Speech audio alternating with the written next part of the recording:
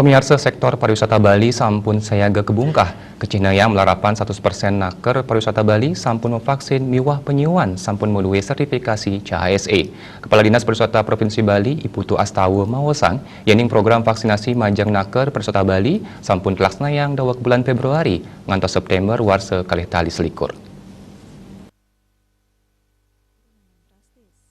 Juru bicara Satgas Penanganan COVID-19 Kota Denpasar Dewa Gede Rai Mausang anut ring data tanggal kali September warsa kali tali selikur indik wilangan pasien kena kauningin 100 ulung dasa 4 diri raris kasus positif COVID-19 kantos 106 likur diri miwah krama padem mawawah kali diri. Jantan wilangan pasien kenak saning langkungin kasus positif harian pinake gatra becik.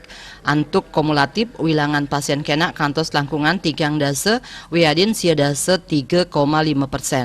Ngenenin indik limbak panglahlah ring tengahing krama sane durung polivaksinasi kauningin kantun ageng. Punika mabinan krama kaaptiang digelis ngelaksana yang vaksinasi.